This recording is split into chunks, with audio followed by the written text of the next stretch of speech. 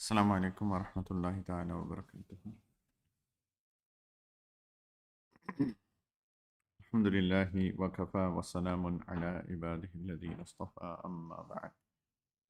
اعوذ باللہ من الشیطان الرجیم، بسم اللہ الرحمن الرحیم۔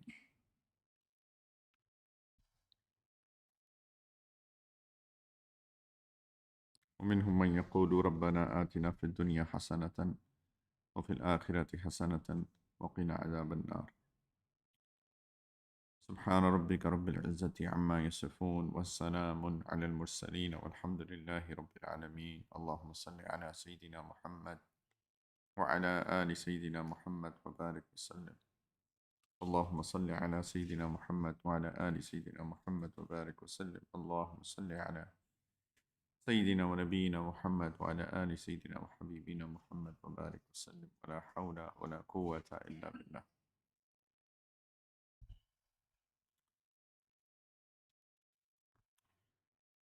دو طرح کے لوگ ہوتے ہیں۔ ایک لوگ تو وہ ہوتے ہیں جو صرف دنیا کی زندگی کے مزے چاہتے ہیں، بس۔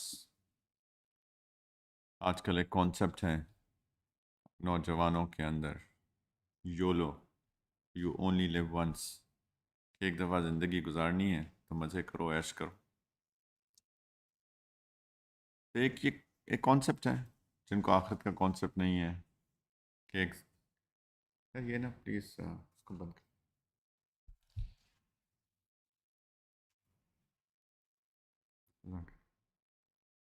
تو ایک کانسیپٹ ہے لوگوں کے دلوں میں جن کو آخرت کی سمجھ نہیں ہے، بوجھ نہیں ہے، تو اپنی من مرضی کی زندگی گزار رہے ہیں، جو چاہتے ہیں کھاتے ہیں، جو چاہتے ہیں پیتے ہیں، جو چاہتے ہیں جس سے چاہتے ہیں اپنے تعلقات بناتے ہیں۔ پھر کچھ لوگ ہوتے ہیں جو کہ آخرت کی فکر کرتے ہیں، آخرت ان کا کنسرن ہوتا ہے، اپنی زندگی آخرت کے مطابق گزارتے ہیں، شریعت کے مطابق، سنت کے مطابق، اور اپنے نفس کے ساتھ مجاہدہ کرتے ہیں۔ کوئی نفس انسان کا وہ ہے، اللہ تعالیٰ نے بنایا ہی ایسا ہے کہ وہ آرام پسند ہے اگر اس پہ محنت نہ کی جائے۔ ان النفس لامارۃ بالسوء، کہ نفس تو برائی ہی کی دعوت دیتا ہے، اگر اس پہ محنت نہ کریں، اس پہ روک ٹوک نہ کریں، اگر اس کے اوپر نظر نہ رکھیں تو پھر وہ تو برائی کی دعوت دیتا ہے۔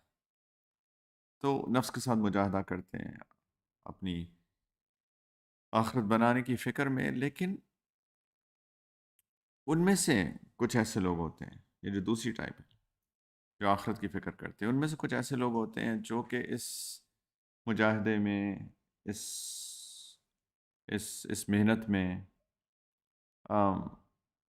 کبھی کبھی غلو کر جاتے ہیں۔ غلو اس سینس میں کرتے ہیں کہ وہ سمجھتے ہیں کہ دنیا کی زندگی میں آپ دنیا سے کچھ بھی نہیں لے سکتے۔ وہ زہد کی تعریف کو یہ سمجھتے ہیں، زہد کی جو ڈیفینیشن ہے وہ یہ سمجھتے ہیں کہ دنیا سے کٹ جایا جائے۔ یہ غلو ہے، یہ ایگزیجریشن ہے۔ آخرت کو انہوں نے گھر بنایا، آخرت کی فکر کی، لیکن آخرت کے اندر انہوں نے ایگزیجریٹ یہ کیا کہ انہوں نے کہا کہ دنیا تو ہمارا گھر ہی نہیں ہے، دنیا سے ہم سب کو جانا ہے، تو دنیا سے بالکل کٹ جایا جائے۔ یہ ایگزیجریشن ہے، یہ غلو ہے۔ اللہ تعالیٰ نے زہد کا یہ مطلب نہیں ہوتا۔ زہد کا مطلب ہوتا ہے بے رغبتی ہونا، دنیا سے بے رغبتی ہونا، دنیا سے کٹنا مطلب نہیں ہوتا ہے۔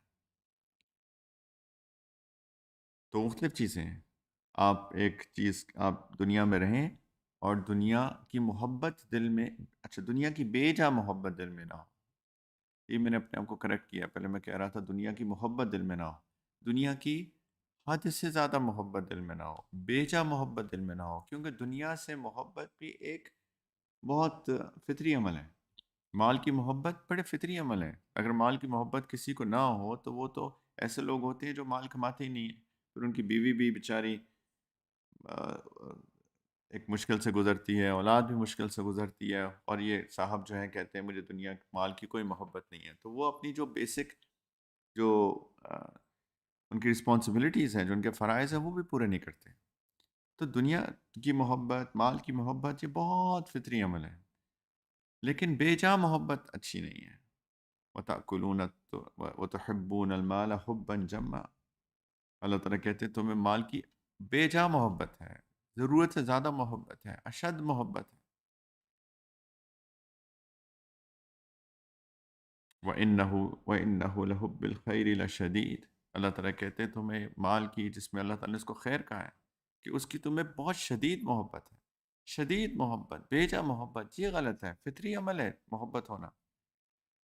तो ज़ुहद का मतलब ये नहीं है कि दुनिया से कट जाया जाए। दुनिया ज़ुहद का मतलब ये है कि दुनिया की बेजा मोहब्बत ना होना। बेजा मोहब्बत को कैसे डिफाइन करेंगे? कि कोई भी चीज़, माल की मोहब्बत इंसान को किसी भी ऐसी चीज़ के ऊपर पुश ना करे, उसको फोर्स ना करे, उसको कभी कभी उर्दू के अल्फाज जो है ना आमादा ना करे, जज़ाकल्लाह, आमादा ना करे कि वो शरीयत और सुन्नत की हुदूद को क्रॉस करे। ये है बेजा मोहब्बत। अगर शरीयत के दायरे के अंदर रहते हुए इंसान माल कमाए, तिजारत करे, तो इसके अंदर कोई भी शरीयत मना नहीं करती है। तो ये होता है ज़ुहद, कि दुनिया की बेजा मोहब्बत ना हो, ऐसी मोहब्बत ना हो जो इंसान को शरीयत और सुन्नत से रोक दे। तो ये होता है। तो कुछ लोग ऐसे होते हैं कि जो ज़ुहद को समझते हैं कि दुनिया से कट जाया जाए, और फिर उसके अंदर फिर कई लोग परेशानी का शिकार हो जाते हैं। क्योंकि ज़ाहिर बात है, किसी भी चीज़ का इतदाल आप ख़त्म कर देंगे, मोतदल नहीं होंगे, मॉडरेशन नहीं होगी, तो फिर उसके अंदर परेशानियाँ आती हैं। ये और ऐसे लोग बहुत मुश्किल से इस्तिकामत पे भी चल पाते हैं, बाय द वे। जो चीज़ मॉडरेशन के साथ ना हो, जो चीज़ इतदाल के साथ ना हो, उसके अंदर फिर इस्तिकामत भी बहुत मुश्किल हो जाती है। वो लोग कहीं ना कहीं जाके फिसल जाते हैं। ईसाइयों ने ईसाइयों में से जो इनका एक तबका है, जो कि उसने कहा कि रूहानियत ये है कि इंसान दुनिया से बेरग़बती इख्तियार, सॉरी, दुनिया से कट जाए, रहबानियत इख्तियार कर ले, शादी ना करे, किसी से मिले जुले ना, वगैरह वगैरह। तो उसका फिर क्या नतीजा निकला? ये लोग जिन्होंने इस तरह की चीज़ें की कि शादी भी ना करे, निकाह भी ना करे, और दुनिया से कट जाए, इन्हीं लोगों से ऐसे ऐसे जराइम सादिर हुए हैं जिसकी वजह से ईसाई कौम अपने दीन से दूर हो गई है। तफसील में जाए बगैर यही वजह होती है, क्योंकि इस्तिकामत आप रह ही नहीं सकते हैं। इंसान की अल्लाह ने एक फितरत बनाई है, और आप उस फितरत से हट कर कोई ऐसा काम करने की कोशिश कर रहे हैं जो कि एग्जैजरेशन है, गुलू है, उस पर आप इस्तिकामत के साथ चल ही नहीं पाते। तो आखिरत हमारा मकसूद है, कोई शक नहीं है। लेकिन आखिरत गुजारने के लिए दुनिया में एतदाल के साथ रहना और शरीयत और सुन्नत की हुदूद के अंदर रह के ज़िंदगी गुजारना, यही बेहतरीन तरीका है। अल्लाह ताला ये नहीं चाहते कि बंदा दुनिया के अंदर परेशान रहे। अला बिज़िक्रिल्लाहि तत्मइन्नुल क़ुलूब। अल्लाह ताला फरमाते हैं कि अल्लाह के याद से दिलों को इत्मीनान मिलता है। तो इसका क्या मतलब हुआ कि अल्लाह चाहते हैं दिलों को इत्मीनान मिले, सुकून के साथ इंसान रहे। वमिन आयातिही अन खलक़ लकुम मिन अनफुसिकुम अज़वाजन लितस्कुनू इलैहा। अल्लाह की निशानियों में से है कि अल्लाह ने तुम्हारे अंदर से ही तुम्हारी ज़ौज बनाई, तुम्हारी बीवी बनाई, तुम्हारा शौहर बनाया, ताकि तुम उसमें सुकून हासिल करो। अल्लाह ताला फरमाते हैं कि मैंने घरों को सुकून की जगह बनाया। तो अल्लाह चाहते हैं कि दुनिया में सुकून से रहा जाए, इत्मीनान से रहा जाए। अल्लाह ताला बिल्कुल ये नहीं चाहते कि बंदा जो है वो परेशानी की हालत में हो। कुछ लोग समझते हैं कि दुनिया में तो सुकून है ही नहीं, दुनिया में इत्मीनान है ही नहीं। ऐसा नहीं है। दुनिया भी अल्लाह ताला चाहते हैं कि इत्मीनान और सुकून के साथ गुजारी जाए। ये और बात है कि इत्मीनान और सुकून जहाँ लोग ढूंढते हैं वहाँ नहीं मिलता। लोग समझते हैं माल में सुकून है, बड़ी गाड़ी में, बड़े घर में सुकून है। वहाँ पे सुकून कतई नहीं है। उसके साथ भी सुकून हो सकता है और उसके बगैर भी सुकून हो सकता है। असल में सुकून अल्लाह की याद में है, यानी अल्लाह ताला के बताई हुई तरीके के मुताबिक ज़िंदगी गुजारी जाए तो तो इत्मीनान आता है, सुकून आता है। एज सिंपल एज दैट, माल हो या ना हो। तो दुनिया में भी अल्लाह ताला चाहते हैं बंदा सुकून की और इत्मीनान की ज़िंदगी बसर करे। और दुनिया की नेमतों में भी अल्लाह ताला ने आदत रखी हुई है, उसके अंदर भी नेक बख्तियाँ रखी हुई हैं। हम दुनिया में रहते हैं, दुनिया हमारी ज़रूरत है। ऐसा नहीं हो सकता कि दुनिया से कट जाए। तो दुनिया की चीज़ें उसके अंदर भी, चूँकि दुनिया عارضی گھر ہے ہمارا، ہم نے وقت گزارنا ہے اور اچھا خاصا وقت گزارنا ہے. جب تک اللہ تعالیٰ ہم کو واپس نہیں بلاتے اپنے پاس، تو اس وقت تک اس دنیا میں زندگی گزارنی ہے. تو ایک اچھا خاصا وقت ہوتا ہے، کسی کی 50 سال، 40 سال، 60 سال، 70 سال، 80 سال، 90 سال، بہت سال ہوتے ہیں. تو اللہ تعالیٰ نے دنیا کی چیزوں میں بھی انسان کو وقتی طور پہ سکون کا باعث بنایا ہوا ہے. تو دنیا کی چیزوں میں بھی سعادت ہوتی ہے. ایک حدیث مبارکہ ہے، نبی کریم علیہ الصلوۃ والسلام نے فرمایا، یہ امام مسند امام حنبل رحمۃ اللہ علیہ کی میں یہ مذکور ہے، سیدنا نافع بن عبد الحارث رضی اللہ تعالیٰ عنہ سے روایت ہے اور صحیح حدیث، کہ نبی کریم صلی اللہ علیہ وسلم نے فرمایا کہ من سعادت المرء الجار الصالح والمرکب الحنی والمسکن الواسع. من سعادت المرء الجار الصالح والمرکب الحنی والمسکن الواسع، کہ انسان کی سعادت، انسان کی نیک بختی میں سے ہے. اور یہ سب تینوں دنیا کی چیزوں کی بات ہے، ہم آخرت کی سعادت کی بات نہیں کر رہے. دنیا میں سعادت کی بات کر رہے ہیں، دنیا کی نیک بختی کی بات کر رہے ہیں. دنیا کی جو نعمتیں ہیں اس میں کیا وہ چیزیں ہیں جو انسان کو مل جائے تو یہ اس کی سعادت کی علامت ہے، یہ اس کی خوش بختی کی علامت ہے، یہ ان کی نیک بختی کی علامت ہے. نبی کریم علیہ الصلوۃ والسلام نے فرمایا، نمبر 1 نیک پڑوسی، نیک پڑوسی. نمبر 2 اچھی سواری، آسان سواری، اچھی سواری. اور نمبر 3 کھلا گھر، کشادہ گھر. وہ ایک پورا کانسیپٹ ہے کہ جی دنیا میں کچھ بھی نہ ہو. اللہ کے رسول صلی اللہ علیہ وسلم فرمانے، جس کو یہ چیزیں مل گئیں وہ بڑا نیک بخت انسان ہے دنیا میں. وہ سعادت، یہ اس کی سعادت ہے، یہ اس کی خوش بختی ہے جس کو یہ 3 چیزیں مل جائیں: ایک پڑوسی، اچھی سواری، وسیع مکان، رہنے کی جگہ. تو اگر چلیں اسی اس میں کر لیں، نیک پڑوسی. ہمارے دین کا ایک بہت بڑا کانسیپٹ ہے پڑوس کا. بدقسمتی سے بالکل مسلمان معاشروں کے اندر اس چیز کو ہم بھول گئے ہیں. نیبرہڈ کا بہت ایک وسیع کانسیپٹ ہے، ایک گہرا کانسیپٹ ہے اور ایک بہت اہم کانسیپٹ ہے. آپ کا پڑوسی کیسا ہو اور آپ اس کے کیسے پڑوسی ہیں. باقاعدہ تفصیلات ہیں فقہ کی کتابوں کے اندر کہ پڑوسی کے حقوق کیا ہوتے ہیں، کیسے ہوتے ہیں، کس پڑوسی کے کب حقوق ہوتے ہیں، کس کے پرائیورٹائز کیسے کیا جائے. جس کی دیوار آپ سے ملتی ہے وہ آپ کا سب سے قریبی ہوتا ہے.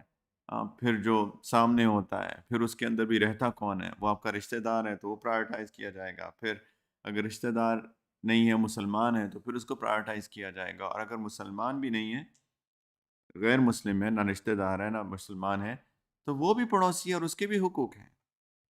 یہ پورا ایک کانسیپٹ ہے. ہم میں سے کئی لوگ یہاں پہ اپارٹمنٹ بلڈنگز میں رہتے ہیں، فلیٹس میں رہتے ہیں، اور ان کے تو پورے فلور کے اندر باقاعدہ وہ ان کے پڑوس ہیں. لیکن کبھی کبھی لوگوں کو پتہ بھی نہیں ہوتا کہ میرا نیکسٹ ڈور نیبر کون ہے. اور اسی طریقے سے جو لوگ ولاز میں رہتے ہیں، گھروں میں رہتے ہیں، ٹاؤن ہاؤس میں رہتے ہیں، یا پھر انڈیویجول ہاؤسز میں رہتے ہیں، الگ گھروں میں رہتے ہیں، لوگوں کو پتہ ہی نہیں ہوتا کہ ان کا نیکسٹ ڈور نیبر کون ہے، ان کے سامنے کون رہتا ہے، ان کے ساتھ کون رہتا ہے، ان کے ادھر کون رہتا ہے. جبکہ اس کے حقوق ہیں، آپ کے ان کے اوپر حقوق ہیں اور ان کے آپ کے اوپر حقوق ہیں. دین کا اتنا بڑا حصہ ہے کہ نبی کریم علیہ الصلوۃ والسلام نے فرمایا کہ جبرائیل علیہ الصلوۃ والسلام مجھے برابر مسلسل پڑوسیوں کے حقوق کے بارے میں آ کے بتاتے رہے کہ پڑوسی کا یہ حق، یہ حق، یہ حق، یہ حق، یہ حق.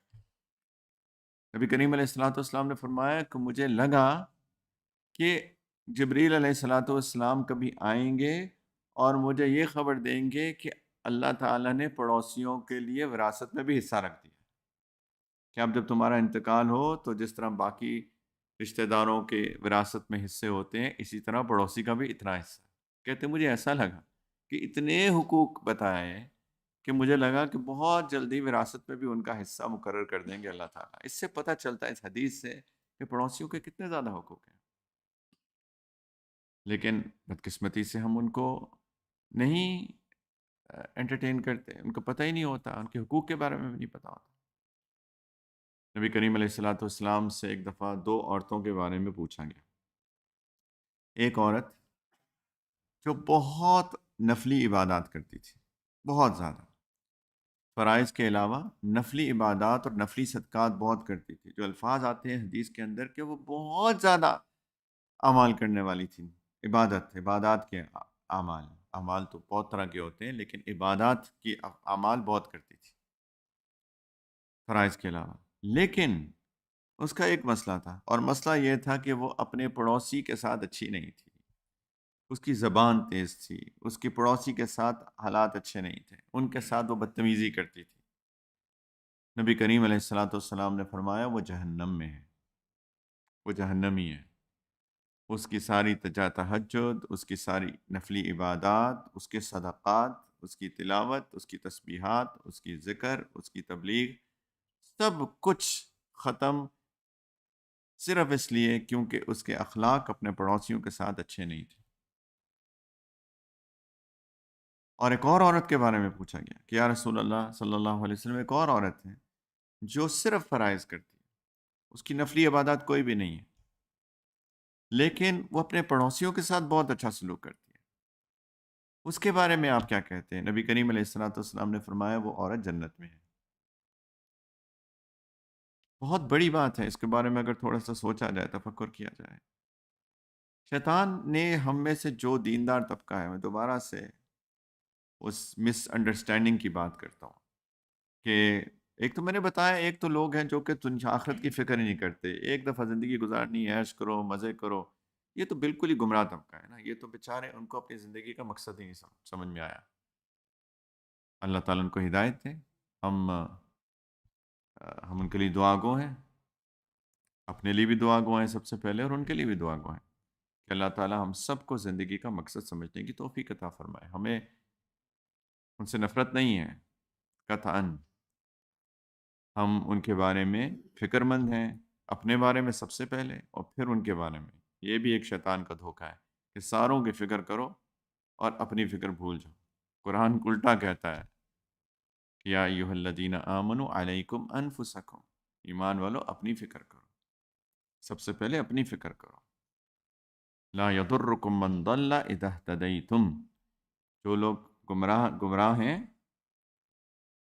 وہ تم کو کوئی نقصان نہیں پہنچا سکتے اگر تم ہدایت کے راستے پر، یعنی تم لوگوں کو بتاتے ہو اچھی بات، ان کو بلاتے ہو نیکی کی طرف، لیکن اگر وہ نہیں مانتے، اگر تم ٹھیک ہو تو وہ تمہیں کوئی نقصان نہیں پہنچا سکتے۔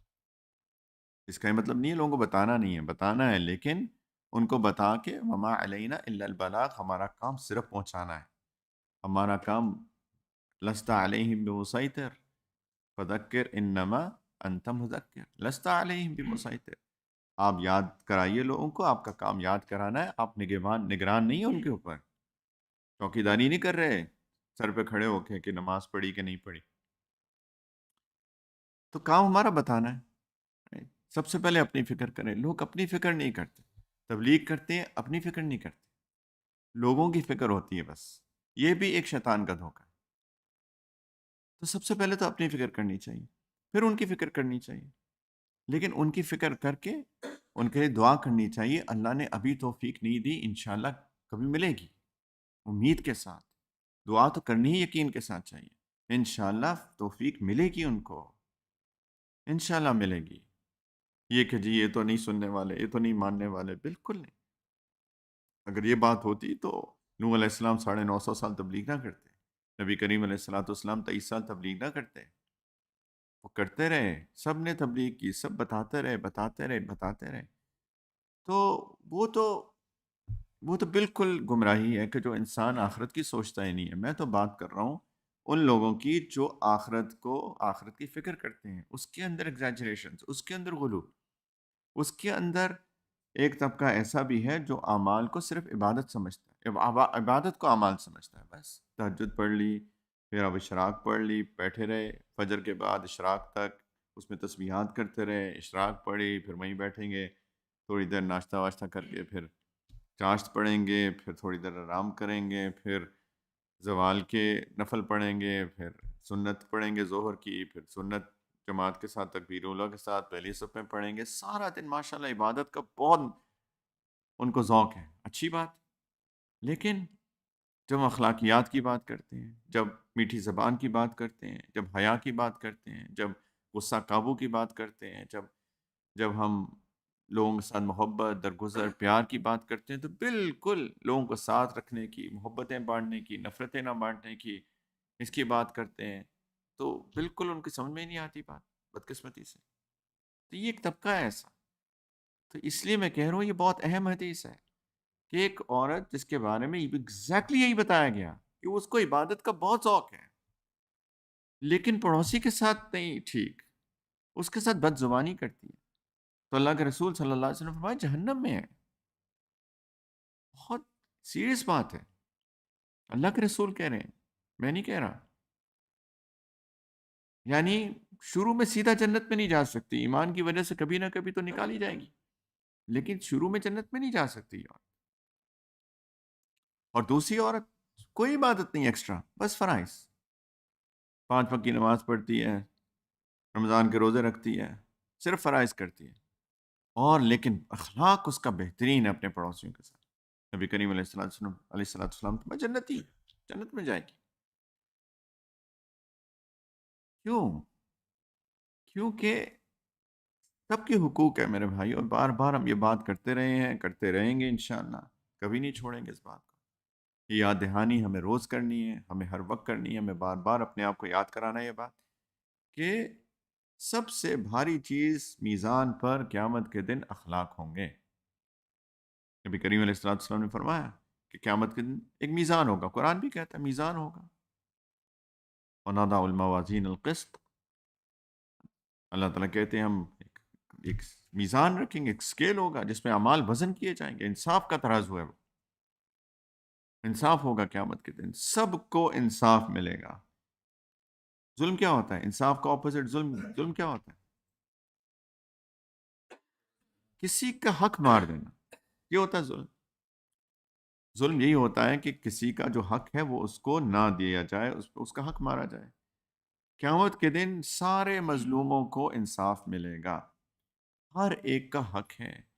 اور سب سے زیادہ حق، جتنا ایک اصول ہے الاقرب فالاقرب، جتنے قریبی ان کا حق زیادہ. یہ بھی ایک بہت بڑا مسئلہ ہے. شیطان دیکھیں کس طریقے سے انسان کو بھٹکانے میں لگا ہوا ہے. کچھ لوگ ہوتے ہیں جو بڑے اچھے ہوتے ہیں لوگوں کے ساتھ، لیکن اپنے بیوی بچوں کے ساتھ سب سے برے ہوتے ہیں. ہر وقت مسکرانا، لوگوں سے اچھے طریقے سے ملنا، ان کی مدد کرنا، ان کی آؤ بھگت کرنا، ان کو تحفے تحائف دینا، ان کے ساتھ اچھا معاملہ کرنا، سب کرتے ہیں. اپنی بیوی، اپنے بچوں، اپنے شوہر کے ساتھ نہایت بد اخلاق ہوتے ہیں. گھر کے اندر آتے ہیں اور ان کی تیوریاں نہیں ٹھیک ہوتی، بدقسمتی سے. سب سے پہلے قریبی، سب سے پہلے بیوی. خیرکم خیرکم لی اہلی، تم میں سے بہترین مرد وہ ہے جو اپنی بیوی کے ساتھ بہترین ہے. پھر اولاد، ان کے حقوق ہیں، والدین کے حقوق ہیں، گھر والوں کے حقوق سب سے زیادہ. تو سب سے پہلے تو گھر، اس کے بعد جب گھر سے باہر نکلے سب سے پہلے پڑوسی آتے ہیں. پڑوسیوں کے حقوق ہیں، اگر ان کے حقوق نہیں دیے جائیں گے تو یہ حقوق العباد ماننے والی بات ہے. اور ایسے لوگوں کے حقوق جو کہ بہت قریبی لوگ ہیں، میں پھر بات کرتا ہوں، یہ ایسے قریبی لوگ ہیں جن کو ہم بھول ہی گئے ہیں، جبکہ ہماری شریعت کے اندر، بلکہ اللہ تعالیٰ نے جتنی شریعتیں نازل کی ہیں، نبی کریم صلی اللہ علیہ وسلم سے پہلے کی بھی شریعتیں، پڑوسی کے بارے کی حقوق کے بارے میں ہر شریعت کے میں بتایا گیا ہے. پڑوسی کے حقوق ہیں، ان کا خیال کرنا، وہ بیمار ہو تو اس کی تیمارداری کرنا، اس کی عیادت کرنا، اس کا خیال کرنا، اس کے بارے میں خیر خبر رکھنا، پریشان ہو تو اس کی پریشانی میں اس کا غم بانٹنا، یہ اس کے حقوق ہیں. اگر حق نہیں دیا جائے گا اس کا تو یہ ظلم ہے اس کے ساتھ. تو اچھا پڑوسی بننا بھی اور اچھے پڑوسی کا ہونا بھی الجار الصالح دنیا کی سعادت مندی میں سے ہے. میں جانتا ہوں کسی گھر کو، جب میں بچپن میں تھا تو میں کسی گھر کو جانتا ہوں، ان کی پڑوس میں ایک عورت تھی، نہایت بد زبان عورت. اتنی کچھ لوگ ہوتے ہیں ان کی آواز بہت، ان کی باتوں میں اتنی تیزی ہوتی ہے کہ ایسا لگتا ہے کہ کوئی چھری کا وار کر رہا ہے. اللہ رحم کرے، اللہ محفوظ رکھے ایسے لوگوں سے، یقین جائے. ایسا لگتا ہے کہ کوئی چھری مار رہا ہے، ایسے زبان میں تیزی ہوتی ہے. سبحان اللہ، ان کی زندگی اتنی اجیرن تھی کیونکہ پڑوس اتنا برا تھا. ہر وقت کوئی چیخنا، چلانا، باتیں کرنا، چیپ، ہر وقت کی ایک ٹینشن. اللہ رحم کرے. یہ بہت مشکل ہوتا ہے اگر کسی کو اچھا پڑوسی نہ ملے، اور کسی کو اچھا پڑوسی مل جائے یہ بہت بڑی سعادت مندی کی بات ہے، جس طرح یہ حدیث میں. اور ہم بھی اچھے پڑوسی بنیں، ہم بھی چاہیں کہ ان کے حقوق کا خیال کریں. اپارٹمنٹ بلڈنگز کے اندر میں نے کبھی کبھی، اکثر تو نہیں لیکن جانا ہوتا، لیکن مصروفیت کی وجہ سے، لیکن کبھی جانا ہو ایسا بھی ہوتا ہے کہ جی کوریڈور میں بچے کھیل رہے ہیں، چیخ رہے ہیں، چلا رہے ہیں، پتہ نہیں کون پڑوس میں کوئی بیمار ہے، کوئی سو رہا ہے، کوئی آرام کر رہا ہے، کوئی فکر ہی نہیں کرتے لوگ. بھئی آپ بچوں کو آپ اپنے گھر میں رکھیے، اگر کھیلنا ہے تو نیچے جا کے کہیں اوپن ایریا کے اندر کھیلیے، بچوں کو کھلائیے، ضرور کھلائیے، کھلانا چاہیے، ظاہری بات ہے. یہ بھی ایک نیکی ہے، بچوں کو ٹائم دینا، ان کے ساتھ کھیلنا، ان کی تربیت کرنا، ان کے ساتھ بانڈنگ کرنا، یہ ایک نیکیوں میں سے نیکی ہے، صرف عبادات نہیں ہے. لیکن آپ نیچے جائیے تاکہ کسی کو تکلیف نہ ہو. لیکن لوگ ایسے کر رہے ہوتے ہیں، لوگوں نے اونچی آواز میں میوزک لگائی ہوتی ہے گھروں کے اندر، اس کی آواز جو ہے ان کے گھر سے باہر جا کے دوسرے گھروں میں بھی جا رہی ہوتی. یہ بالکل پڑوسی کے حقوق مار رہے ہیں. چلیں جو دیندار لوگ ہوتے ہیں اگر میوزک نہیں لگائیں گے تو کوئی اور اونچا پلے، کوئی نشید لگا لی، کوئی بیان لگا لیا، اتنی اونچی آواز میں لگاتے ہیں کہ ساتھ والوں تک آواز جاتی ہے. بالکل مناسب نہیں ہے قطعاً. اور اگر مسلمان ہے تو یہ بھی اس کا حق ہے کہ اس کو نیکی کی بھی دعوت دی جائے محبت کے ساتھ. آپ نماز پہ جا رہے ہیں، اس کا بھی خیال کریں. آپ کا پڑوسی نہیں آتا تو اس کا بھی حق ہے کہ آپ اس کو پیار محبت سے بتائیں، یار آیا کرو، میں نماز پہ چلتا ہوں، چلو. میں کسی ملک میں گیا تو وہاں پہ آ، جس جیسے ہمارا قیام تھا وہیں پہ ایک اور مسلمان ساتھی تھے ہمارے. تو وہ فجر پہ تھوڑی کوتاہی ہو رہی تھی ان سے، فجر کی جماعت میں جانے کے لیے، نماز الحمد للہ پڑھتے ہیں، جماعت میں کوتاہی ہو رہی تھی. تو میں نے ایک دن، مجھے ملے تھوڑے دیر عرصے کے لیے تھا میں اس ملک، دوسرے ملک. تو میں نے جن کے گھر میں ٹھہرا ہوا تھا میں نے ان سے کہا کہ یار یہ ہمارے بھائی ہیں، آپ کی بلڈنگ میں رہتے ہیں، آپ ان کو فجر پہ نہیں لے کے جاتے. تو وہ، میں نے صرف بات کرنے کی دیر تھی، وہ جو دوسرے صاحب تھے انہوں نے کہا پلیز، میں تو بہت خوش ہو جاؤں گا کہ اگر آپ، میری سستی ہو جاتی ہے، کوتاہی ہوتی ہے، آپ جو ہے پلیز میرے گھر آئیں، میری بیل بجائیں اور مجھے لے کر جائیں. اور ماشاءاللہ میں جب وہ جتنے دن تھا تو وہ اس طرح کیا، وہ فجر پہ آئے. یہ تو ہماری کوتاہی ہوتی ہے نا، ہم کبھی انیشیٹ ہی نہیں کرتے. پیار محبت حکمت سے بات کرنے کی بات ہے، پیار سے، حکمت سے. ادعو الی سبیل ربک بالحکمت والموعظۃ الحسنہ. اللہ تعالیٰ کہتے ہیں لوگوں کو اللہ کی طرف، اللہ کے راستے کی طرف بلاؤ، حکمت کے ساتھ، اچھے طریقے سے. آپ حکمت کے ساتھ اچھے طریقے سے بلائیں گے، لوگ تو تیار ہیں سننے کے لیے. ہمارے اندر حکمت نہیں ہے تو خیر اینی وے، یہ بھی اس کا حق ہے کہ آپ اس کو بلائیے. آپ ایک پلان کر لیجئے، اچھا فجر پہ اکٹھے چلیں گے، اور انشاءاللہ تعالیٰ دیکھیے گا ایسے پیار محبت سے کریں گے تو ایک بانڈنگ بھی کریٹ ہوگی، پیار بھی ہوگا. تحفے تحائف دینا ان کو، یہ بھی بہت اہم ہے، ان کو یہ تحفے دینا.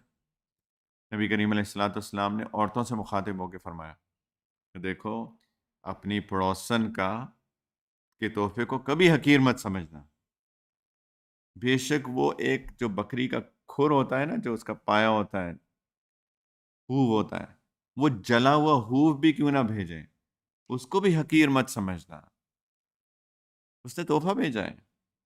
ہم لوگ کبھی ہوتا ہے نا، کوئی کسی نے تحفہ بھیجا چھوٹا سا، اور اگر ہمیں اللہ نے زیادہ استعداد دی ہے چیزوں کی تو ہم اس کو بس سائڈ پہ رکھ دیتے ہیں کہ یہ کیا کوئی بڑی بات. اس وقت جس نے دیا ہے اس سے محبت کا اظہار، اس کا شکریہ، تھینک یو ویری مچ، جزاکم اللہ خیرن، اللہ آپ کو جزائے خیر دے، آپ نے میرے بارے میں سوچا، بہت شکریہ. یہ ہونا چاہیے رسپانس.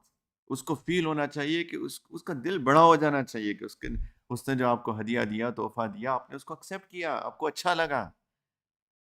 یہ ہونا چاہیے رسپانس. اللہ کے رسول صلی اللہ علیہ وسلم نے فرمایا پڑوسن تمہیں تحفہ بھیجے اور تو پتہ نہیں عورتوں سے کیوں خطاب ہے، لیکن مردوں سے بھی ہے، لیکن عورتوں کے ساتھ خطاب کر کے کہا کہ بالکل، تو عورتیں بتائیں گی کہ کیوں ان سے خطاب ہو رہا ہے آپ، کہ دیکھو تمہاری پڑوسن تمہیں تحفہ بھیجے، اس کو بالکل حقیر مت سمجھنا، بے شک وہ ایک جلا ہوا بکری کا کھر ہی کیوں نہ ہو، تو تحفہ بھیجنا چاہیے، اس سے محبت بڑھتی ہے۔ ہدیہ اگر اخلاص کے ساتھ دیا جائے تو ہدیہ محبت بڑھانے کا ذریعہ ہے۔ یہ بھی بدقسمتی ہے ہماری، ہم لوگ ہدیہ ہدیے بھی نہیں دیتے ایک دوسرے کو، ہدیہ دینا چاہیے ایک دوسرے کو، ایکسچینج کرنا چاہیے گفٹس کو، کھانا کھلانا چاہیے لوگوں کو، ہدیہ دینا چاہیے، اس سے محبت بڑھتی ہے۔ اللہ تعالیٰ نے ایک اصول بنایا ہوا ہے، لیکن اخلاص سے دیا ہوا ہدیہ، نوٹ کے احسان جتلا کر، بہت اخلاص سے، بہت محبت سے، بہت عاجزی سے، اللہ کی خاطر، بغیر کسی جزا کو، یعنی کسی اس کا بدلے، اس کا بدلے کی، یعنی یہ نہ نیت ہو کہ اس کے بدلے میں وہ مجھے کچھ دے گا، کوئی بدلہ ایکسپیکٹ کیے بغیر، اس سے محبت بڑھتی ہے، پرائس ٹیگ لگا کے نہیں دینا چاہیے۔ سبحان، ایسے بھی مجھے ہدیہ مل چکا ہے کبھی زندگی میں، جہاں پہ سیل والی جو اوپر اسٹیکر ہے نا، اس کو اتار کے جو ایکچوئل پرائس ہے نا وہ لگا کے دیا گیا، وہ 50% آف پہ ہوگا، جو بھی 60 50 40% آف، وہ اتار کے تاکہ ایکچوئل پرائس نظر آ جائے۔ سبحان اللہ، اس سے ایسے ہدیوں کو تو دل چاہتا ہے کہ آپ واپس ان کو کہیں کہ جی اللہ آپ کو مبارک کرے، بہت شکریہ آپ کا، لیکن یہ میرا ہدیہ آپ کو واپس قبول کریں پلیز، ایسے ہی کرنا چاہیے، ایسی طرح احسان جتلانے والی بات ہے نا، اس سے کم محبت بڑھے گی، اس سے کوئی محبت بڑھ سکتی ہے؟ قطعاً نہیں۔ اس آجزی کے ساتھ، اخلاص کے ساتھ، اللہ کی خاطر، تو پڑوسیوں کو ہدیہ بھی دینے چاہیے،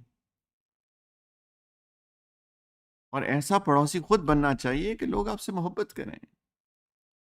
اس طرح بہت واقعات ملتے ہیں۔ سیدنا عبداللہ بن مبارک رحمہ اللہ تعالیٰ کے بارے میں بھی ایک ہے کہ ان کا ایک پڑوسی یہودی تھا، اور انہوں نے سوچا کہ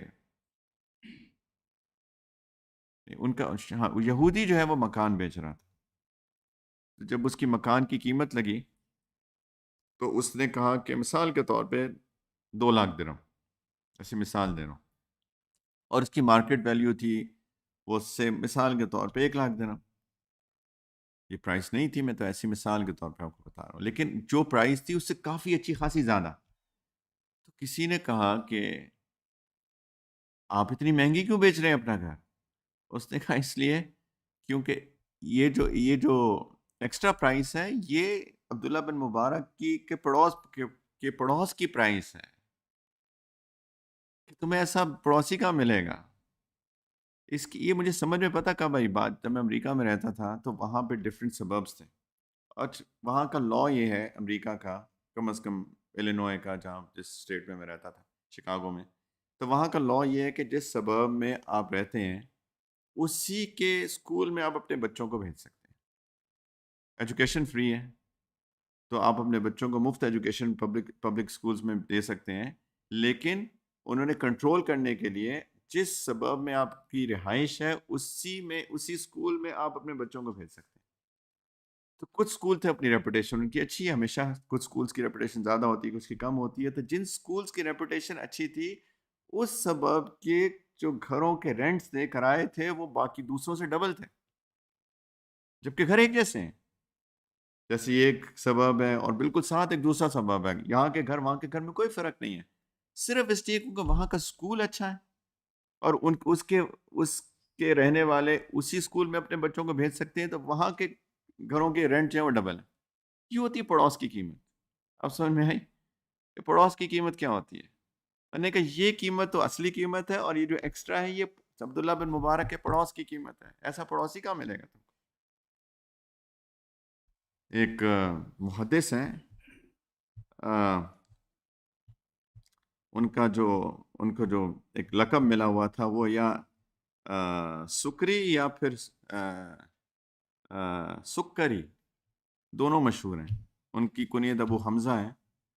تو سکری یا سکری، سکر جو ہے وہ آ، ایک نشہ آور مشروب ہے، اور شکر جو ہے وہ ہمیں پتہ ہے، یا سکر چینی کو کہتے ہیں۔ تو وہ سکری یا سکری، تو ان کا لقب مشہور ہو گیا اس لیے کہ ان کی باتیں ایسی تھی کہ مدہوش کر دیتی تھی انسان کو، یا اتنی پیاری پیاری میٹھی میٹھی باتیں کرتے تھے جیسے کہ کوئی چینی ملائی ہو اس کے اندر۔ تو ایک دفعہ ان کو پیسوں کی ضرورت پڑ گئی، تو انہوں نے چاہا کہ میں اور کوئی چیز نہیں بن پائی، تو انہوں نے کہا اپنا گھر بیچ دیتا ہوں، کرائے پہ رہتا ہوں، تو میرا گھر جو ہے اس سے جو پیسے آئیں گے اس سے میں اپنی ضروریات پوری کروں گا۔ تو جب پڑوس والوں کو پتہ چلا کہ وہ گھر بیچ کر جا رہے ہیں، سارے محلے والے جمع ہو گئے کہ ہم آپ کے لیے پیسے جمع کر کے انتظام کرتے ہیں، خدا کا واسطہ اپنا گھر مت بیچیں۔ یہ ہے مسلمان جن کو پورے کے پورے دین کا پتہ ہوتا تھا۔ تو نیک پڑوسی اللہ کی رحمت ہیں، اور ہمیں چاہیے کہ ہم بھی اللہ کی رحمت دوسروں اپنے پڑوسیوں کے لیے بنیں۔ تو دنیا کی سعادت کی چیزوں میں سے نمبر 1 الجار الصالح، نیک پڑوسی۔ جس کو نیک پڑوسی مل جائے، اچھا پڑوس مل جائے، دنیا کی سعادت مندی، دنیا کی نیک بختی، دنیا کی خوش بختیوں میں سے ہے اس کے۔ نمبر 2 والمرکب الحنی، اچھی سواری۔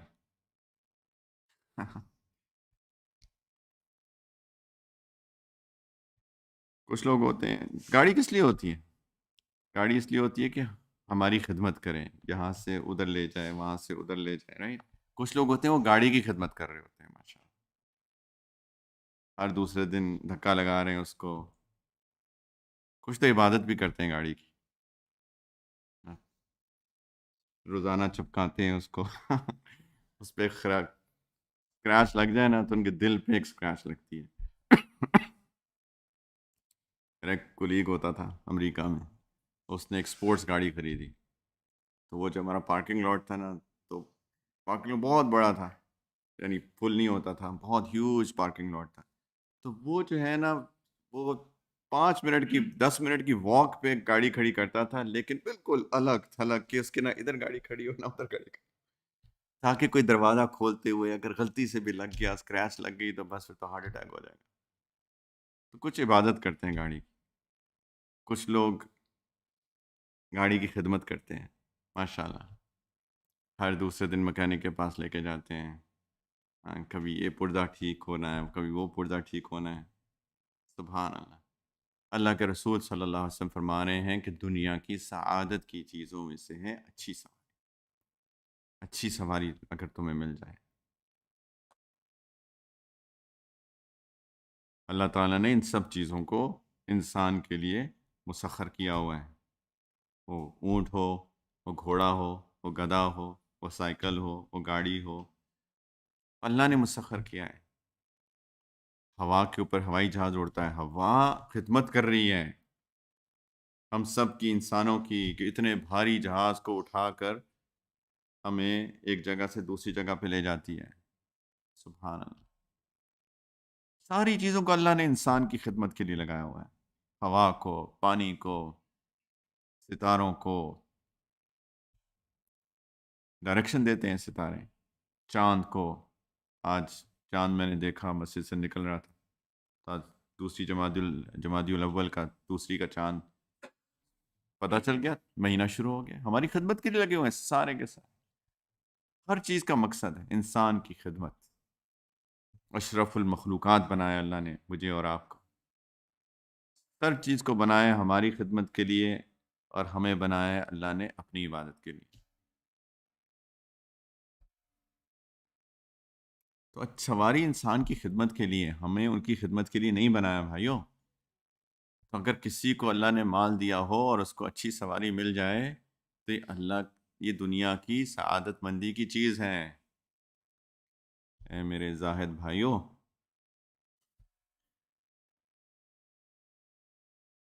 اللہ کے رسول کہہ رہے ہیں صلی اللہ علیہ وسلم، کچھ لوگوں کو باتیں بتائیں نا، وہ کہتے ہیں میری سمجھ میں یہ نہیں آتا، کیونکہ انہوں نے اپنے دین کا اپنا کانسیپٹ بنایا ہوا ہے بالکل۔ ایک صاحب کو کہا کہ سب سے زیادہ بہترین، اللہ کے رسول صلی اللہ علیہ وسلم نے فرمایا کہ سب سے زیادہ بہترین صدقہ وہ ہے کہ انسان اپنے بیوی بچوں پہ خرچ کرے۔ اور یہ صاحب بہت فراخ دل انسان ہے ماشاء اللہ، بہت جنرس، بہت چیریٹی کرتے ہیں، ان کو ذاتی طور پہ جانتا ہوں۔ لیکن ان کو یہ بتایا گیا نا، کہتے ہیں یہ میری سمجھ میں نہیں آتا۔ ہاں، دین کا اپنا کانسیپٹ، اپنی ڈیفینیشن، بدقسمتی ہے۔ اچھی سواری، اللہ کے رسول کہہ رہے ہیں کہ دنیا کی سعادت کی بات ہے کہ اللہ آپ کو مال دے اور آپ اس سے ایک اچھی سواری لیں جس سے آپ آرام سے وہ آپ کی خدمت کر سکیں۔ تو اس لیے اگر کسی کو اللہ نے مال دیا ہو، اپنی حدود کے اندر رہتے ہوئے، مجھے کہتے ہیں چادر دے کے پیر پھیلا کر، یہ نہیں ہے کسی سے قرضہ پکڑا، اس سے قرضہ پکڑا، اس سے لیا، اس سے لیا، یہ نہیں۔ لیکن اگر آپ کے پاس مال ہے، اس کے اندر اپنی لیمٹس میں رہتے ہوئے اچھی سواری لینا، یہ اللہ تعالیٰ کی بہت بڑی نعمتوں میں سے ایک نعمت ہے۔ اور تیسری بات، اللہ کے رسول صلی اللہ علیہ وسلم نے کیا فرمائی؟ والمسکن الواسع، وسیع مکان، کھلا مکان، کشادہ مکان، یہ اللہ کی دنیا میں اللہ تعالیٰ کی نعمتوں میں سے ہے، سعادت کی بات ہے، نیک بختی ہے ایک انسان کی، ایک مسلمان کی، کہ اللہ تعالیٰ اس کو ایک کھلا مکان دے دیں۔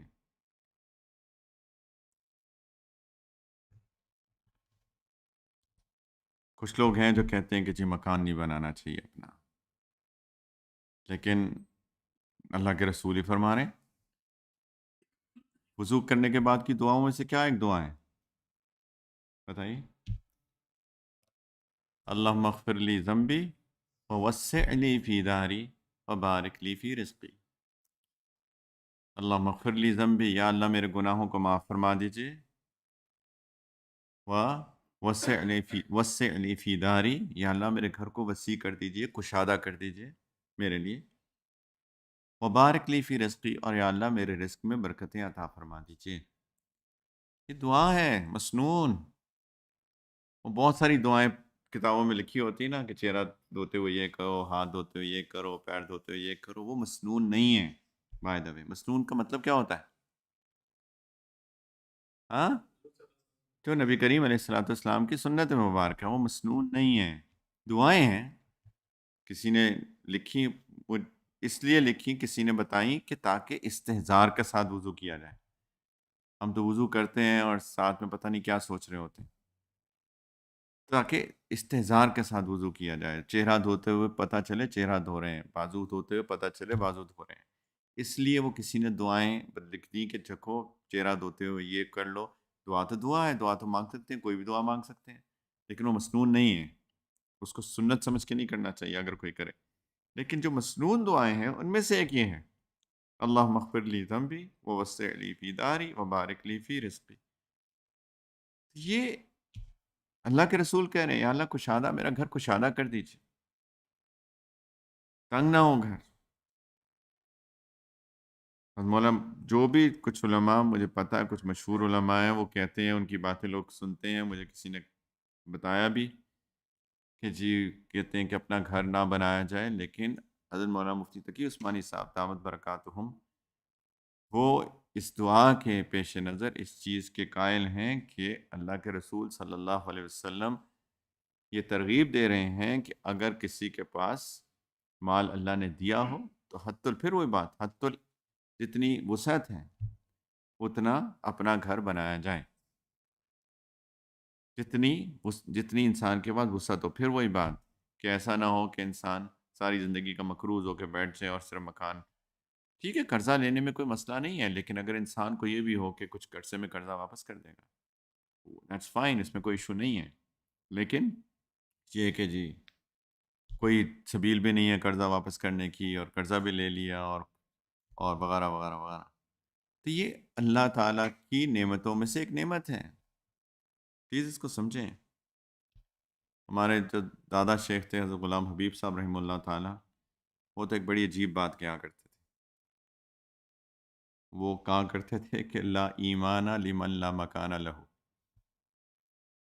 کہ اس کا ایمان ہی نہیں جس کے پاس اپنا مکان نہیں۔ کسی نے ان سے پوچھا یہ تو آپ نے اتنی بڑی بات کر دی، یعنی ایمان کامل نہیں ہے دوسرے الفاظ۔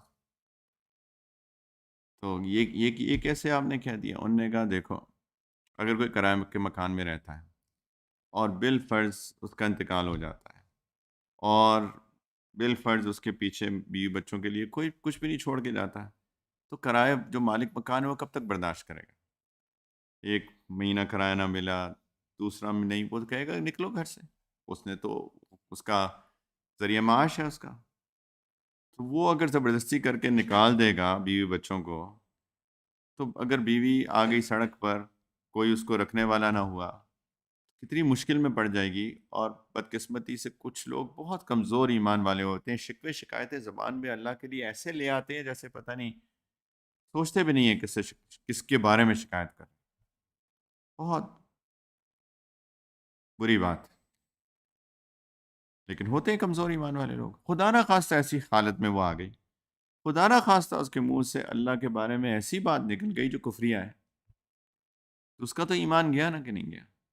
تو کہتے ترغیب دیا کرتے تھے اپنے شاگردوں کو کہ دیکھو، کوشش کرنا کہ اپنا گھر جیسا بھی ہو، جتنا بھی ہو، زندگی میں بنا لینا، ورنہ ایسا نہ ہو کہ تمہارے بعد تمہارے بیوی بچوں کے ایمان کا کہ وہ خطرے میں پڑ جائیں۔ تو اپنا گھر لینا، جتنی اللہ نے استطاعت دی ہو زندگی میں، کبھی بھی ظاہری بات انسان نوکری شروع کرتا ہے، کہاں اس کے بعد انویسٹمنٹ ہوتی ہے، لیکن زندگی میں کہیں جب اللہ تعالیٰ اتنی توفیق دے دیں تو کبھی اپنا گھر بنا لینا، یہ ایک اچھی بات ہے، لیکن جب توفیق دیں، ایسا نہ ہو کہ انسان ابھی پیسہ شروع ہوا ہے اور انسان اس کی ہوس کرنا شروع کر دے۔ ہر چیز کی ایک وقت ہوتا ہے۔ تو اینی وے، نبی کریم صلی اللہ علیہ وسلم فرما رہے ہیں کہ سعادت میں سے ہے، نیک بختی ہے کہ انسان کے پاس ایک وسیع مکان ہو، وسعت ہو، لیکن ساتھ میں برکت کے ساتھ، برکت کے ساتھ یہ جو دعا ہے وضو والی، اس کے اندر بھی کیا ہے؟ وبارک لی فی رزقی، گناہ معاف کر دیجئے، اللہم اغفر لی ذنبی وسع لی فی داری، میرے گھر کو وسعت دے دیجئے اور میرے رزق میں برکت عطا فرما دیجئے۔ برکت کے ساتھ ہو، وسعت ہو لیکن برکت ہو، مال میں بھی وسعت ہو لیکن برکت ہو۔ یہ بہت اہم کانسیپٹ ہے یہ بھی۔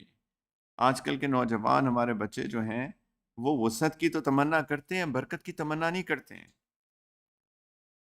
ان کو چاہیے جلدی سے 2+2 4 ہوتا رہے، 4+8 4 8 ہوتے رہے، ملٹیپلائی ہوتا رہے سب کچھ، لیکن برکت کی کوئی نہیں سوچتا۔ بہت کم لوگ ہیں جو برکت سوچتے ہیں۔ برکت وہ چیز ہوتی ہے جو انسان کو، برکت کسی چیز میں ہونے کا مطلب یہ ہوتا ہے کہ تھوڑی بھی چیز انسان کی ضروریات کے لیے کافی ہو جاتی ہے، اور نمبر 2، اس سے سکون ملتا ہے۔ اگر کسی چیز میں برکت نہ ہو تو وہی چیز جتنی بھی زیادہ ہو انسان کے لیے درد سر بن جاتی ہے، تکلیف کا باعث بن جاتی ہے۔ ہمارے نوجوان بچے تو، چونکہ بات کرتا رہتا ہوں یونیورسٹیز میں، کبھی آتے ہیں بات کرتے ہیں، تو وہ یہ جو گلیمر اور گلیٹر کو دیکھ کے نا، ایک دم ان کی آنکھیں وہ چمک جاتی ہیں، اور وہ چاہتے ہیں کہ بس یہی ہو میرے پاس۔ تو میں ان سے کبھی سمجھاتا ہوں، میں نے کہا تمہیں کیا پتا کہ ان کے دلوں میں، ان کے گھروں میں کیا چل رہا ہے؟ کبھی کچھ پتا ہے تمہیں؟ میاں بیوی کسی پارٹی میں آئیں گے تو ہاتھ پکڑ کے مسکراتے ہوئے، اور گاڑی میں بیٹھتے ہی جو ہے نا، ایک دوسرے سے بات بھی شاید نہیں کرتے ہوں گے، لوگوں کو دکھانے کے لیے بس۔ تمہیں کیا پتا؟ ایسے لوگوں سے میں ملا ہوا ہوں، اللہ نے ان کو بہت دیا ہے، لیکن روتے ہیں بیچارے، ان کو راتوں کو نیند نہیں آتی۔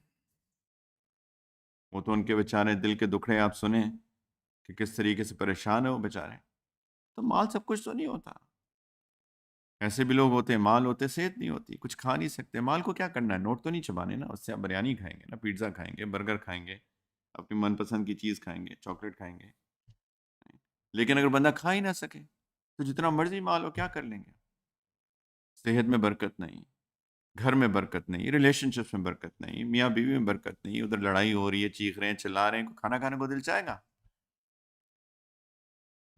کچھ بھی نہیں. جب تک آپ گھر میں ریلیشن شپ نہ ہو، محبت نہ ہو، پیار نہ ہو، سکون نہ ہو، عزت نہ ہو، احترام نہ ہو، تو کچھ بھی اچھا نہیں لگتا. تو مال سب کچھ تھوڑی ہوتا ہے. برکت ہونا، جس سے سکون آئے، مال میں برکت، گھر میں برکت، ریلیشن شپ میں برکت. ایک ایک اور حدیث ہے جو اس کے تقریباً لگتا ہے کہ اپوزٹ سی ہے. نبی کریم علیہ الصلوۃ والسلام نے فرمایا کہ کہ شقاوت، بدبختی، وہ تین چیزوں اگر ہوتی تو تین چیزوں میں ہوتی دنیا میں. اچھا، نحوست جس کو کہتے ہیں، سوری، نحوست اگر ہوتی تو تین چیزوں میں ہوتی: ایک گھر میں، دوسری سواری میں، تیسری بیوی میں. ایک گھر میں، دوسری سواری میں، اور تیسری بیوی میں. نحوست نہیں ہے، لیکن اگر ہوتی تو ان میں ہوتی. اس کا کیا مطلب ہے؟ اس کا مطلب ہے کہ یہ تین چیزیں ایسی ہیں کہ اگر ان میں برکت نہ ملی تو یہ تمہارے لیے عذاب بن جائیں گی چیزیں. وہی بات سواری، اگر آپ دھکے ہی لگاتے رہے روزانہ گاڑی کون سا روز روز خریدتا ہے انسان؟ کچھ لوگوں کو شوق ہوتا ہے. میں نے زندگی میں آج تک کتنی 50 سال کا میں ہو گیا ہوں، شاید میں نے زندگی میں 3 گاڑیاں خریدی، اور وہ بھی ایک کو آگ لگ گئی تھی، ایک میں ملک چھوڑ رہا تھا، نہیں 4 سوری، اور ایک بہت پرانی ہو گئی تھی، اور ایک جس میں چلا تھا. تو اللہ کا شکر ہے، سوائے وہ آگ لگی والی کی بجائے باقی سب میں برکت تھی. اللہ کا شکر ہے. تو کوئی روز روز تھوڑی گاڑی خریدتا ہے انسان. اگر بری گاڑی مل جائے تو انسان کی سردردی ہوتی ہے. اگر گھر کے اندر بے برکتی آ گئی، وہ گھر کاٹنے کو دوڑتا ہے، وہ گھر کاٹنے کو دوڑتا ہے. اور اللہ نہ کرے، میں اپنے بچوں کو یہ بھی سمجھاتا ہوں، یعنی نوجوانوں کو، کہ دیکھو، چمڑی دیکھ کے شادی مت کرنا. ابھی میں یونیورسٹی میں پڑھا رہا تھا تو میں نے یہ بات کی تو کسی نے کہا یہ چمڑی کیا ہوتی ہے؟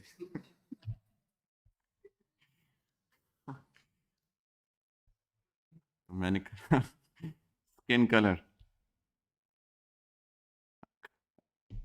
کسی کی شکل، کسی کی چمڑی، کسی کی اسکن کلر دیکھ کے شادی مت کرنا. مس یونیورس سے بھی شادی کرو گے نا، بچوں کو کہتا ہوں، لیکن آ کے وہ تم پہ چیخنا چلانا شروع کر دے گی نا، بدتمیزی کرنا شروع کر دے گی، اس کی شکل دیکھنا بھی گوارا نہیں کرو گے.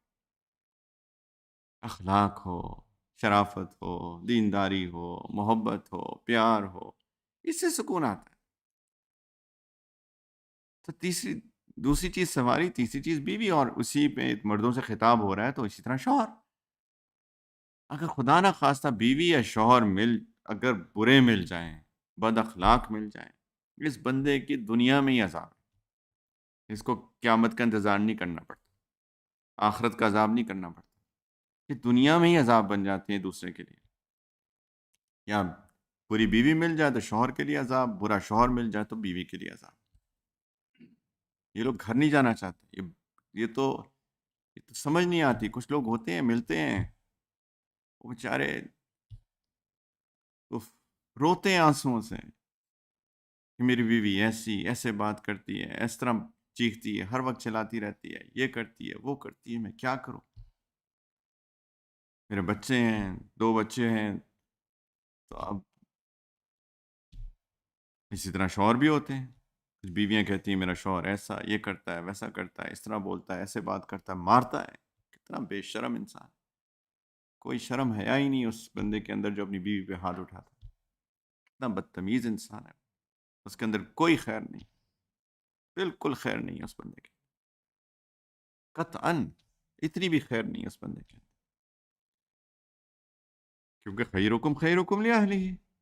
تمہیں خیر والا بندہ وہ ہے، مرد وہ ہے جو اپنی بیوی کے ساتھ اچھا ہے. اللہ کے رسول کہہ رہے ہیں صلی اللہ علیہ وسلم. تو یہ کون سا انسان روز روز چینج کرتا ہے؟ بیوی بھی روز روز چینج نہیں ہوتی، شوہر بھی روز روز چینج نہیں ہوتا.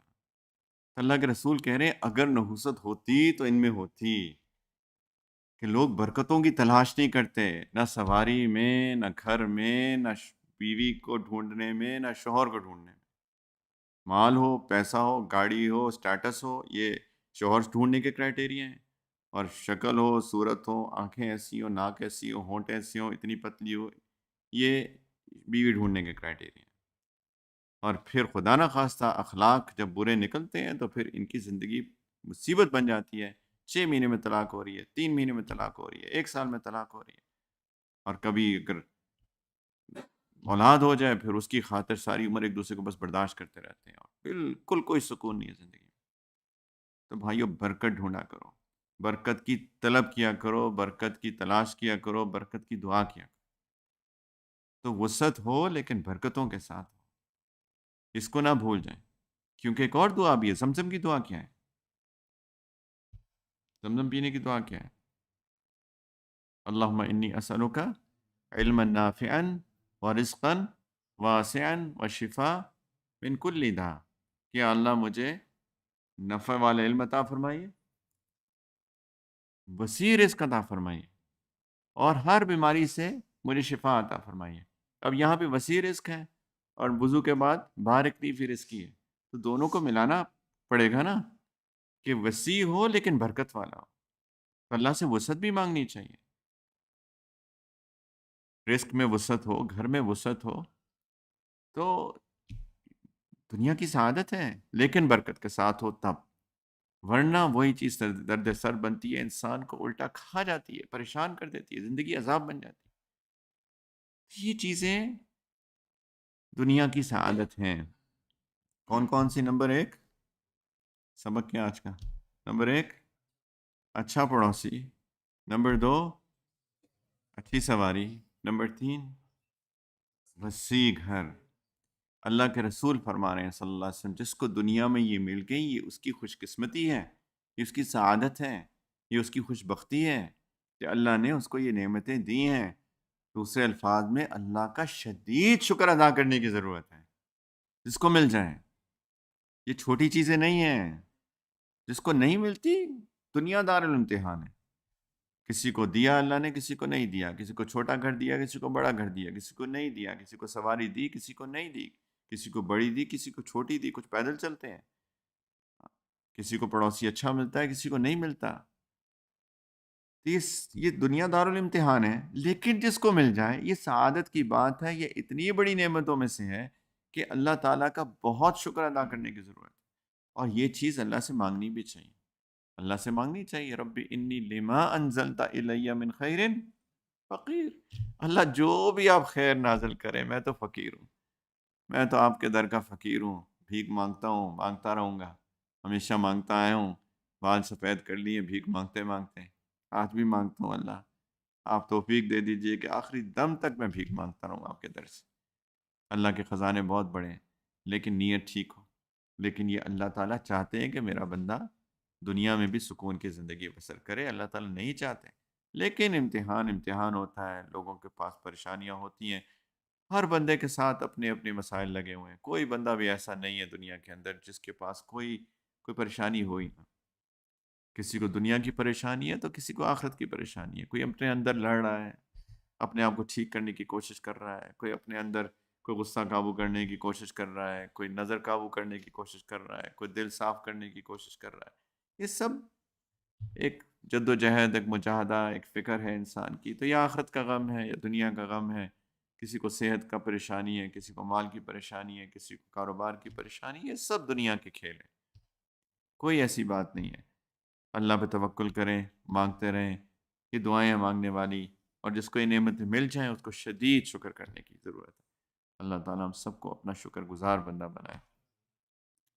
کیونکہ جو اس کو شکر کی توفیق مل گئی اس کو سمجھیں کہ دنیا آخرت کے خزانے مل گئے. لَإِن شَكَرْتُمْ لَأَزِيدَنَّكُمْ. اللہ تعالیٰ نے فرمایا کہ اگر تم شکر کرو گے میں تمہاری نعمتیں بڑھاؤں گا. وَلَئِن كَفَرْتُمْ إِنَّ عَذَابِي لَشَدِيدٌ. اگر تم ناشکری کرو گے تو جان لو میرا عذاب بہت سخت ہے. تم ڈیزرو ہی نہیں کرتے نعمتیں.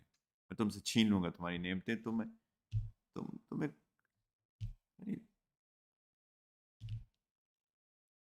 اپریشیٹ ہی نہیں کر رہے. اللہ نے تمہیں نعمتیں دی، تم تو ڈیزرو نہیں کرتے. میں واپس لے لوں. تو اللہ کی نعمتوں کا شکر ادا کرنے کی عادت ڈالیں. ہر چیز میں اللہ کا شکر ادا کریں، اور اللہ سے مانگتے رہیں. دنیا بھی مانگیں، آخرت بھی مانگیں. ربنا آتنا فی الدنیا حسنۃ وفی الآخرۃ حسنۃ وقنا عذاب النار. اللہ دنیا میں بھی مجھے اچھائیاں عطا فرمائیں، اور آخرت میں بھی مجھے اچھائیاں عطا فرمائیے اور مجھے جہنم کے عذاب سے بچا لیجیے۔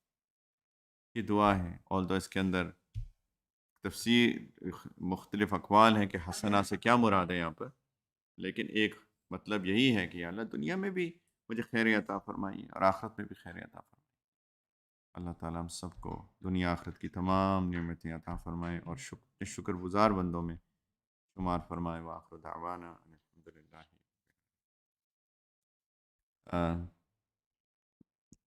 دعا سے پہلے حسب معمول انشاءاللہ ہم سب لوگ تجدید ایمان کر لیں اور اللہ تعالیٰ سے اپنے گناہوں کی معافی بھی مانگیں۔ تو سب لوگ اخلاص دل، اخلاص نیت کے ساتھ میرے ساتھ یہ کلمات پڑھ لیں۔ میں بھی تجدید ایمان کرتا ہوں اور میں بھی مغفرت طلب کرتا ہوں، اور آپ سب لوگ بھی اسی نیت کے ساتھ ان کلمات کو پڑھ لیں، اور اگر کوئی بیت توبہ کی نیت کرنا چاہتا ہے تو اس کی نیت بھی کر سکتا ہے۔ تو اگر سب لوگ کہیں بسم اللہ الرحمن الرحیم، لا الہ الا اللہ محمد الرسول اللہ، آمنت باللہ وملائکتہ وکتبہ ورسلہ والیوم الآخر والقدر خیرہ وشرہ من اللہ تعالی والبعث بعد الموت، آمنت باللہ کما ہوا بأسمائہ وصفاتہ وقبلت جمیع احکامہ اقرار باللسان وتصدیق بالقلب، اشہد ان لا الہ الا اللہ واشہد ان محمدا عبدہ ورسولہ، استغفر اللہ ربی من کل ذنب واتوب الیہ برحمتک یا ارحم الراحمین۔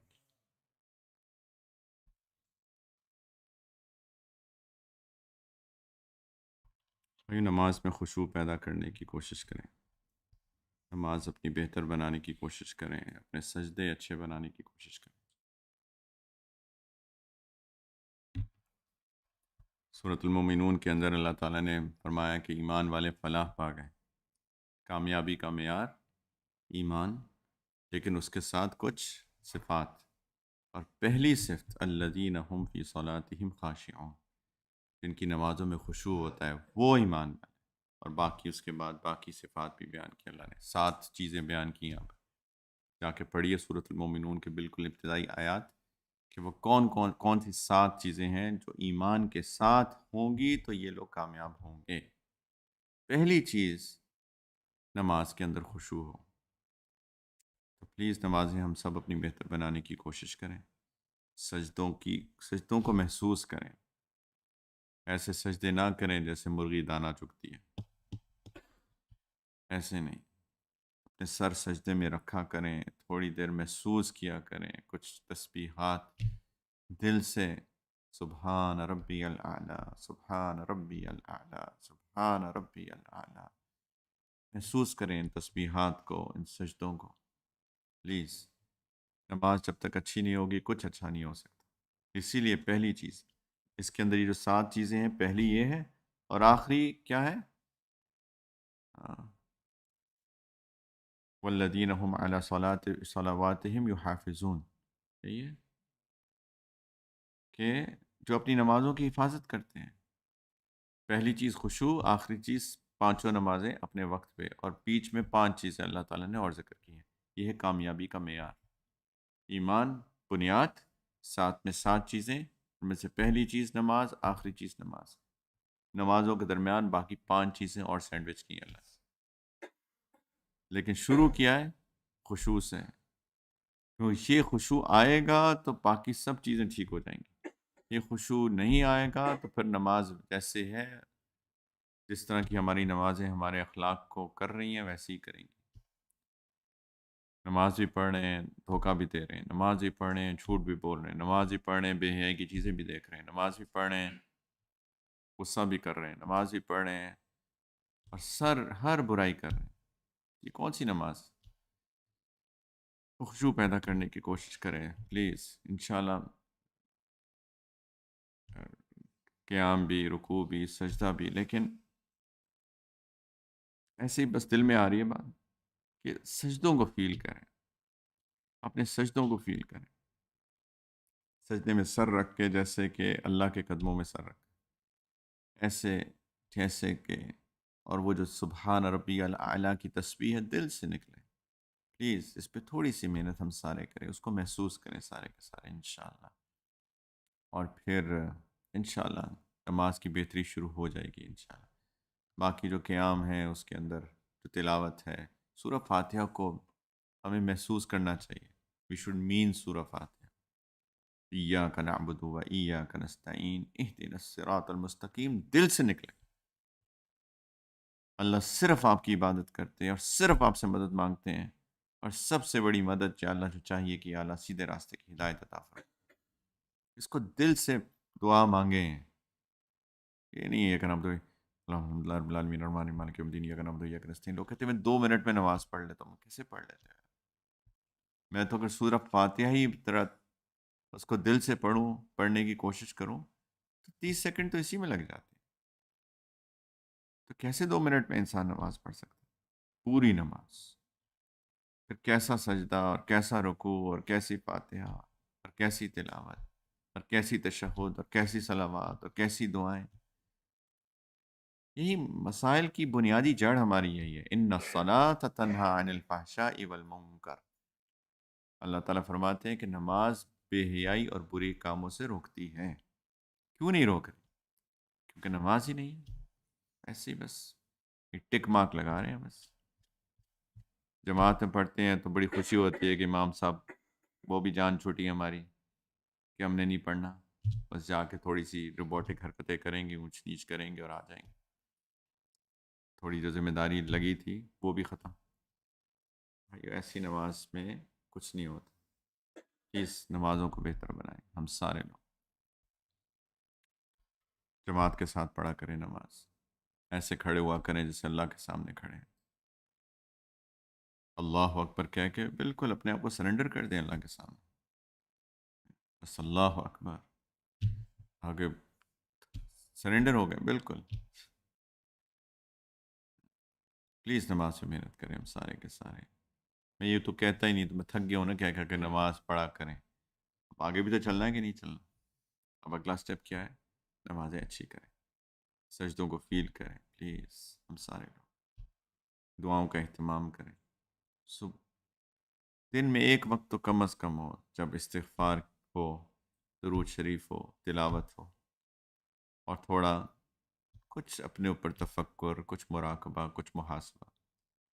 دن میں تھوڑا سا وقت تو نکالیں یار۔ لوگ کہتے ہیں وقت نہیں ہمارے پاس، عجیب بات ہے یار۔ فٹ بال دیکھنے کا وقت ہے، فیفا ورلڈ کپ دیکھنے کا وقت ہے، جھوٹ بول رہے ہیں نا اپنے ساتھ۔ جب وقت نہیں ہے تو پھر فٹ بال کی کیسے دیکھ رہے ہیں؟ وہ کہاں سے نکل آیا وقت؟ اس کا مطلب ہے جھوٹ بول رہے ہیں، اپنی ذات سے جھوٹ بول رہے ہیں۔ کس کا نقصان کر رہے ہیں؟ اپنا، کسی کا بھی نہیں کر۔ میرے پاس وقت نہیں ہے، بالکل صبح سے شام تک بزی رہتا ہوں، یہ کرتا ہوں، وہ کرتا ہوں، وہ کرتا ہوں، لیکن بالکل اپ ٹو ڈیٹ ہیں کہ جی آج کتنے گیمز ہوئے ہیں، آج کتنا سکور ہوا، آج کیا ہوا، سب پتہ ہے۔ اس کی ہائی لائٹس بھی پتہ ہے، وہ گول بڑا زبردست تھا، اس نے جو بچایا، کیا بات تھی، سب پتہ ہوتا ہے۔ تو یہ ٹائم کہاں سے آ گیا؟ اس کا مطلب ہے جھوٹ بول رہے ہیں اپنے ساتھ۔ قرآن پڑھنے کا جی وقت نہیں ملتا، ذکر کرنے کا وقت نہیں ملتا، دعا مانگنے کا وقت نہیں ملتا۔ بہت وقت ہے یار، 24 گھنٹے بہت ہوتے ہیں، تھوڑے تو نہیں ہوتے۔ آپ کو پتہ ہے 1 منٹ بہت ہوتا ہے۔ آج کل یہ جو ٹک ٹاکرز ہیں اور یہ یوٹیوبرز ہیں اور یہ سارے 1 منٹ کے میسیج ریکارڈ کرتے ہیں، آپ کبھی ان سے سنیں تو اچھی خاصی بات ہو جاتی ہے 1 منٹ کے اندر۔ اب تو یہ احساس مجھے اب ہونا شروع ہوا ہے اس ٹک ٹاک کی برکت سے، 1 منٹ کتنا زیادہ ہوتا ہے، بہت زیادہ ہوتا ہے۔ تو 24 گھنٹے تو بہت ہوتے ہیں، 1 گھنٹے میں 60 منٹ، 60 × 24، اتنے اللہ نے منٹس دیے ہوئے ہیں، بہت ٹائم ہے میرے بھائیو۔ استعمال کرنے کی بات ہے، ریئلائزیشن کی بات ہے، پرائیورٹائزیشن کی بات ہے کہ پرائیورٹائز کیا کرتا ہوں، کس چیز کو پرائیورٹائز کرتا ہوں۔ ہر چیز کرنی ہے، نہیں کچھ چھوڑنا ہے، سب کچھ کرنا ہے۔ جاب بھی اچھی کرنی ہے، پڑھنا بھی ہے، بھی بچوں کا وقت بھی دینا ہے، سب کچھ کرنا ہے، کھانا بھی کھانا ہے، وغیرہ وغیرہ وغیرہ، سارا کام کرنا ہے، لیکن not at the cost of ہمارے ذکر، ہماری استغفار، ہماری درود، ہماری تلاوت، ہمارا محاسبہ، ہمارا مراقبہ، ہماری اچھی نماز، نوٹ اس کے کاسٹ پہ نہیں، بالکل بھی نہیں۔ ٹھیک ہے، دعا کر لیتے ہیں۔ الحمد للہ رب العالمین، اللہم صلی علی سیدنا محمد وعلی آل سیدنا محمد وبارک وسلم۔ اللہم صلی علی سیدنا محمد وعلی آل سیدنا محمد وبارک وسلم۔ اللہم صلی علی سیدنا و نبینا محمد وعلی آل سیدنا وحبیبنا محمد وبارک وسلم۔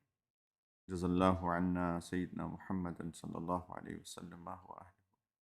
یا حی یا قیوم برحمتک نستغیث، یا حی یا قیوم برحمتک نستغیث، یا حی یا قیوم برحمتک نستغیث، یا ارحم الراحمین، یا اکرم الاکرمین۔ یا اللہ ہماری اس مجلس کو، اس محفل کو قبول فرما لیجئے۔ یا ارحم الراحمین، جو ٹوٹی پھوٹی باتیں کی میرے مولا آپ کی توفیق سے، یا اللہ اس کو قبول کر لیجئے۔ یا اللہ، یا اللہ آپ کی بے تحاشا نعمتیں ہیں۔ اللہ آپ نے خود فرمایا کہ اگر تم میری نعمتوں کو شمار کرنا چاہو، گننا بھی چاہو تو گن ہی نہیں سکتے۔ میرے مولا آپ نے سچ فرمایا۔ اللہ آپ کی نعمتیں اتنی زیادہ ہیں میرے مولا، ہم ان کو شمار نہیں کر سکتے۔ یا اللہ آپ کی نعمتوں کا شکر ادا کرتے ہیں، اللہ تہہ دل سے شکر ادا کرتے ہیں میرے مولا۔ یا اللہ یہ مجلس بھی آپ کی نعمتوں میں سے ایک نعمت ہے۔ یا ارحم الراحمین، یا اللہ آپ نے جو کچھ دیا وہ سبھی نعمت ہے میرے مولا۔ ہماری صحت بھی نعمت، ہمارا وقت بھی نعمت۔ یا اللہ جو آپ نیکی کی توفیق دیتے ہیں وہ بھی نعمت، علم بھی نعمت، عمل کی توفیق بھی نعمت۔ اللہ ہمارے گھر والے، ہماری اولاد بھی نعمت، ہمارا گھر بھی نعمت، ہماری گاڑی بھی نعمت۔ یا ارحم الراحمین، ہمارا کھانا بھی نعمت، ہمارا پینا بھی نعمت۔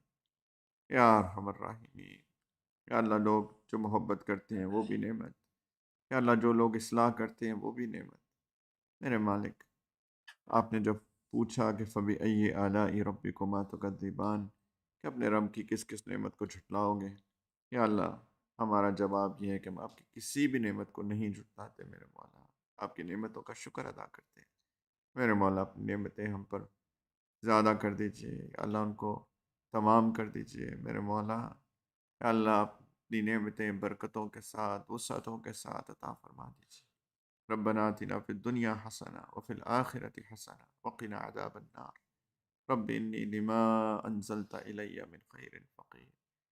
یا اللہ علم کا نور عطا فرما دیجئے۔ ربنا زدنا علما، ربنا زدنا علما، ربنا زدنا علما۔ یا اللہ عمل کی توفیق دے دیجئے۔ یا ارحم الراحمین، اپنی سچی محبت عطا کر دیجئے۔ اللہ نبی کریم علیہ السلام کی جانثار محبت عطا کر دیجئے۔ اللہ اپنے کلام پاک کی محبت عطا کر دیجئے۔ اللہ عبادت کی محبت عطا فرما دیجئے۔ یا ارحم الراحمین، یا اللہ نیک لوگوں کی محبت عطا فرما دیجئے۔ اللہ نیک اعمال کی محبت عطا فرما دیجئے، وہ اعمال جو آپ کی محبت تک ہم کو پہنچا دیں۔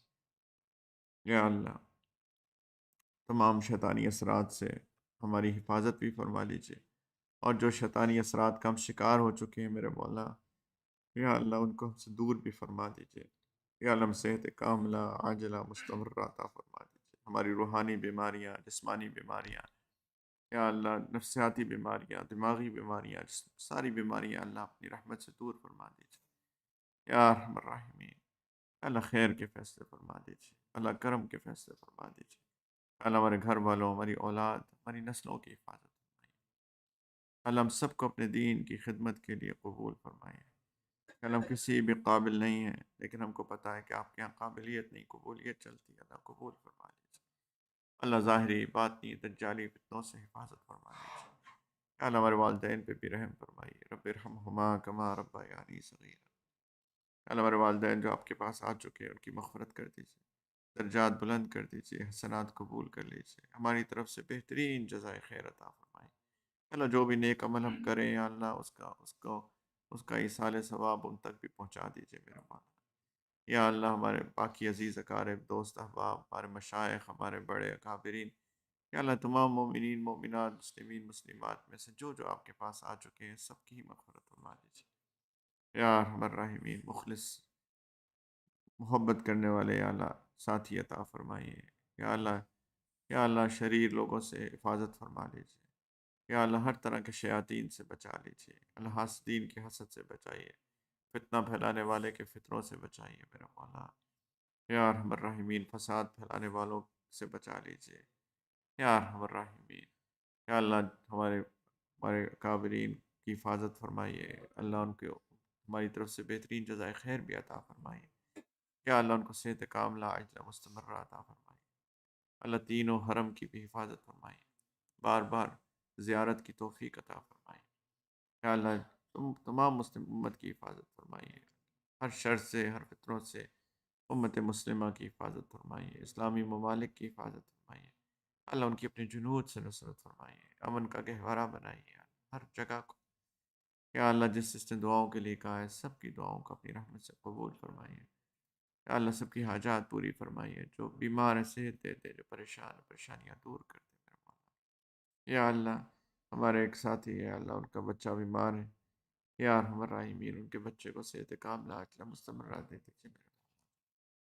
یا اللہ بچوں کی بیماری نہیں دیکھی جاتی میرے مولا، بچوں کی کوئی پریشانی نہیں دیکھی جاتی میرے مولا، بچوں کے امتحان سے محفوظ فرمائیے اللہ، اولاد کے امتحان سے محفوظ فرمائیے، اولاد کو نیک بھی بنائیے میرے مولا، ان کو نیک بھی بنائیے میرے مالک، ان کو نیک بھی بنائیے میرے مولا۔ یا ارحم الراحمین اپنے سے ملاقات کی تیاری کی توفیق عطا فرمائیے، اور جب وقت مقرر آئے یا اللہ آپ کی رحمت والی، مغفرت والی، یا اللہ بشارتوں والی، ایمان کے ساتھ کلمے کی، یقین کی، آپ سے اچھے گمان والی، یا اللہ اپنے سے ملاقات عطا فرمائیے گا، ہماری قبر اور آخرت کے دن کو آسان کر کے بلا حساب کتاب ہم سب کو نبی کریم علیہ الصلوۃ والسلام کے قدموں میں جنت الفردوس میں جمع فرمائیے گا۔ اللہ اپنا دیدار بے حجاب اور اپنی دائمی رضا عطا فرمائیے گا۔ یا اللہ ہمیں مانگنا نہیں آتا، بن مانگے ہی عطا فرما دیجیے۔